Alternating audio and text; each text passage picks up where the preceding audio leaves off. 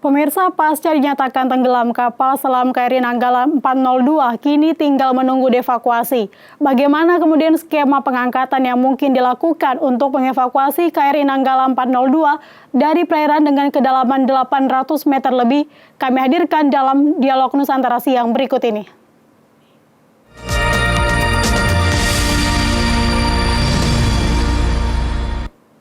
Dan saat ini sudah terhubung bersama kami dosen teknik lautan ITS, Bapak Wisnu Wardana. Selamat siang, Pak Wisnu.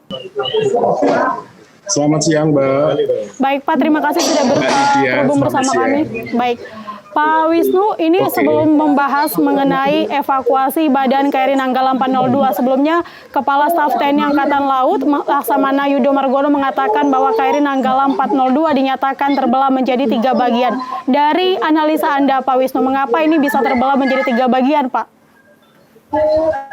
Ya, jadi di kapal selam itu strukturnya kita punya yang namanya pressure hull.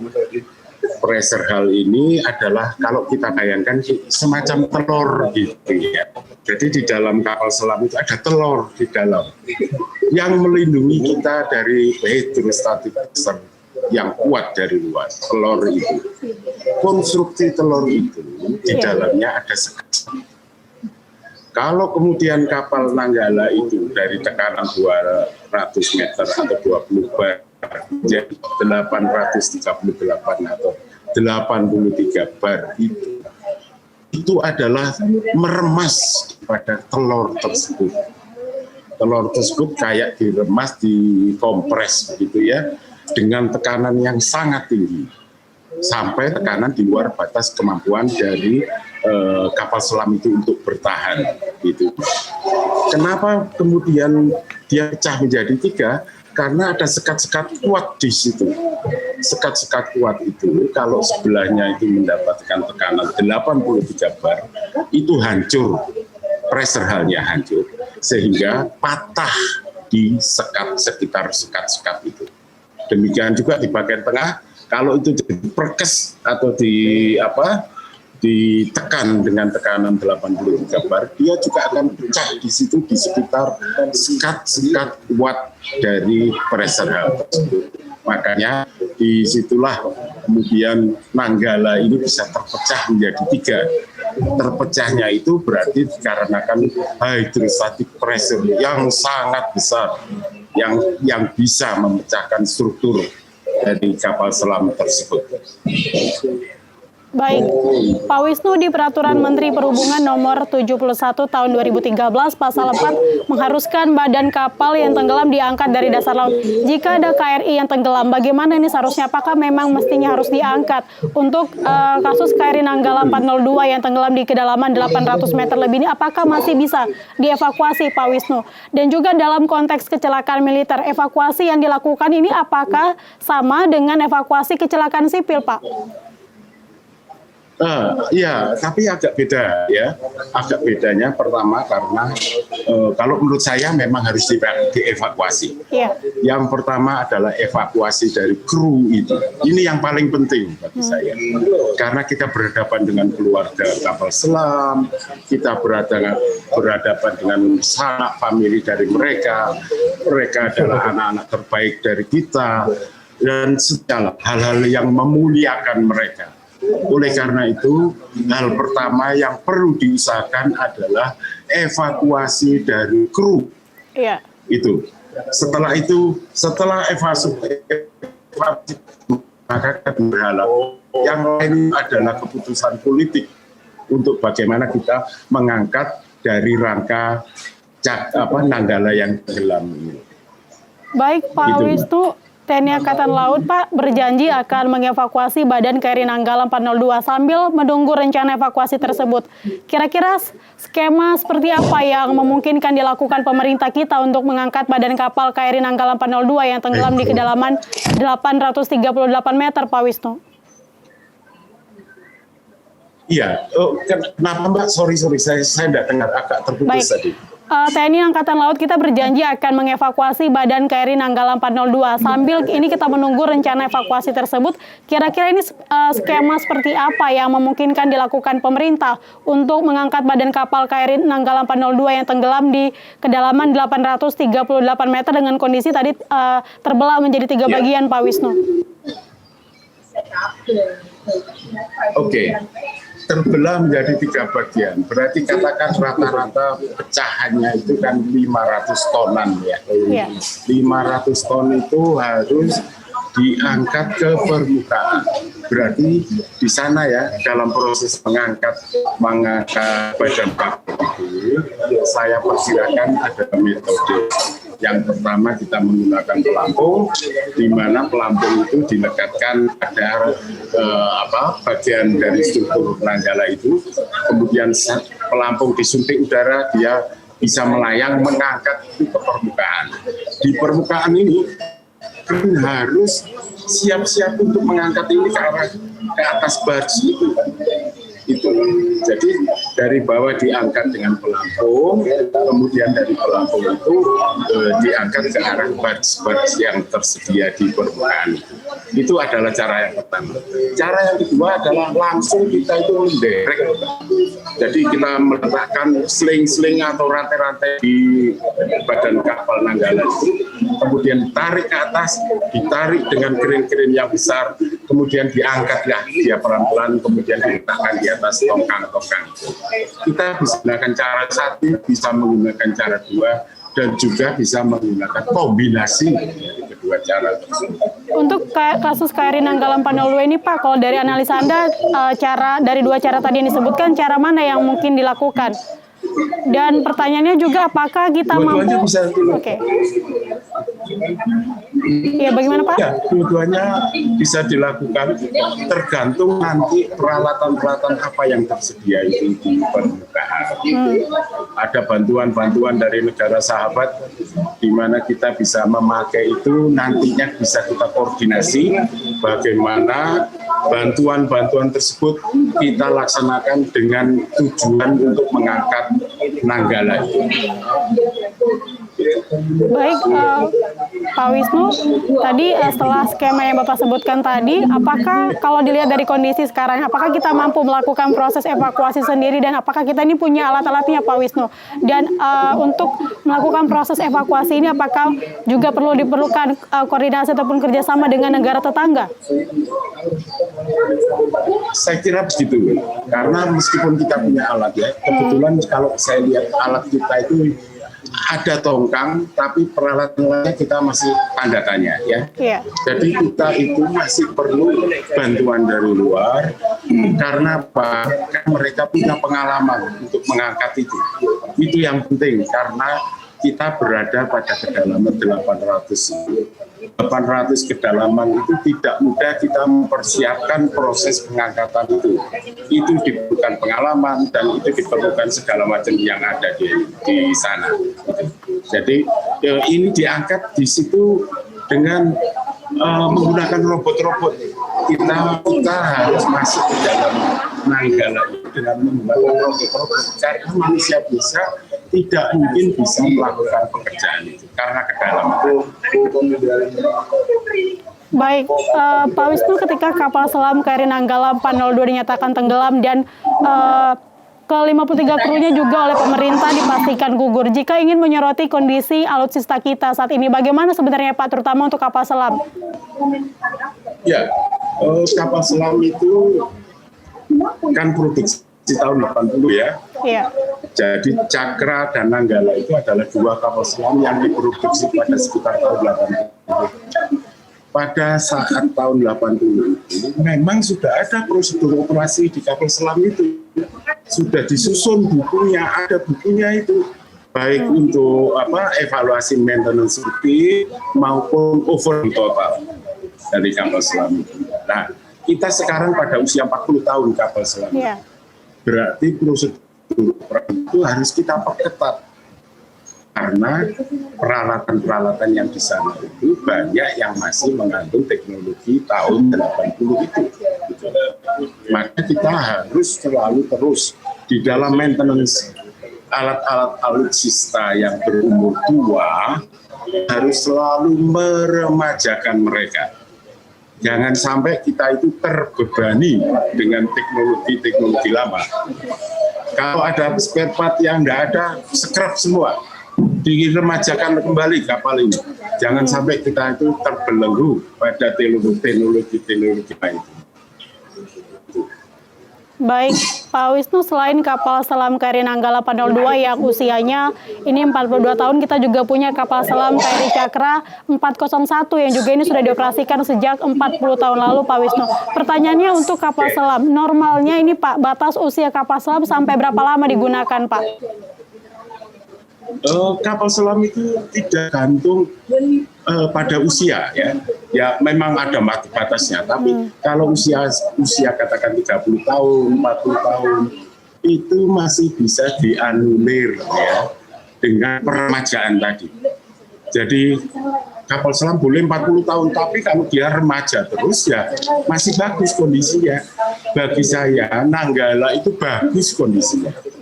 Bagus Nanggala itu, kalau Anda masuk ke dalam Nanggala itu lihat dalamnya, oh bagus.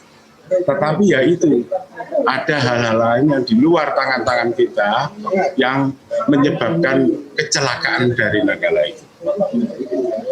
Kalau dari analisa Anda, baik Pak Wisnu, kalau dari analisa Anda, apakah ini faktor usia berpengaruh Pak terhadap kecelakaan yang terhadap tenggelamnya kapal selam KRI Nanggala 402, Pak? Saya dalam kecelakaan Nanggala ini kira itu bukan karena usia Nanggala, tapi ini adalah karena saya bilang apes saja. Jadi ini adalah salah satu kecelakaan yang terus terjadi. Bisa jadi ini karena kesalahannya, bisa jadi ini adalah kesalahan teknisnya. Makanya kalau kita lihat di sini, maka kesalahan-kesalahan tersebut bisa mengakibatkan Nanggala itu lepas kontrol, tidak bisa dikontrol dan seterusnya, sehingga dia itu menyelam lebih dari 200 meter menuju 800 meter. Baik, Pak Wisnu, terkait dengan evakuasi KRI Nanggala 402, selain persoalan faktor kedalaman dari lokasi tenggelamnya KRI Nanggala 402, pemerintah ini juga akan melakukan koordinasi begitu dengan Ismerlo. Apakah faktor biaya juga ini akan jadi pertimbangan untuk proses evakuasi KRI Nanggala, Pak? Kalau menurut Anda bagaimana?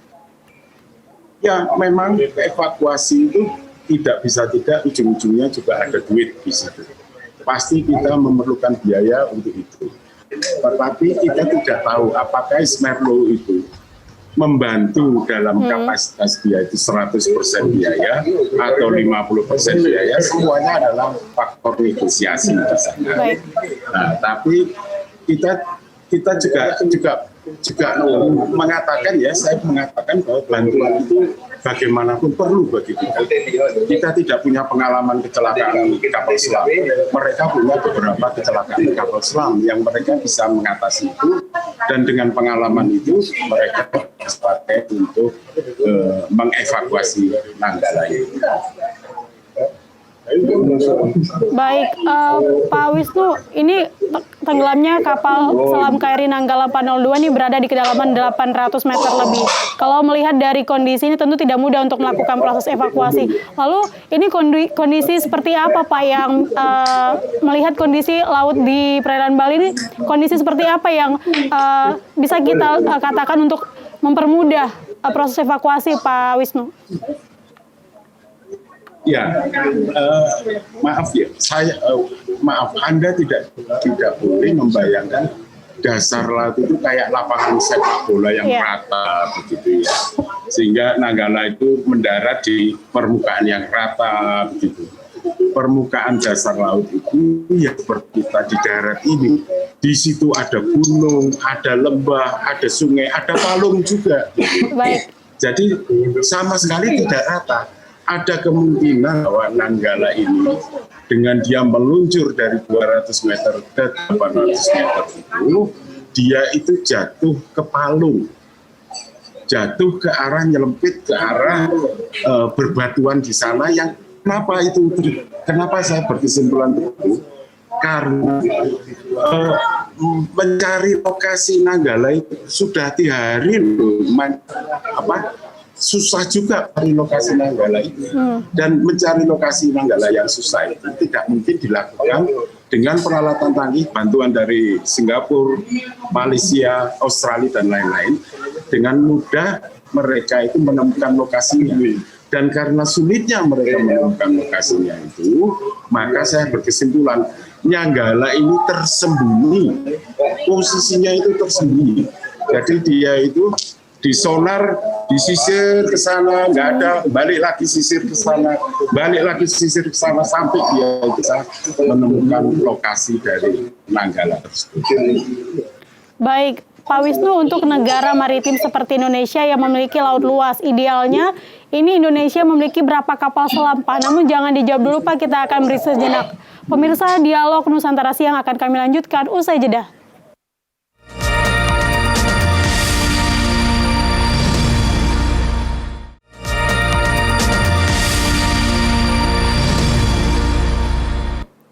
Anda kembali di Nusantara Siang dan masih kita lanjutkan perbincangan kita mengenai skenario evakuasi KRI Nanggala 402 dan masih bersama dengan kami dosen Teknik Lautan ITS Wisnu Wardana.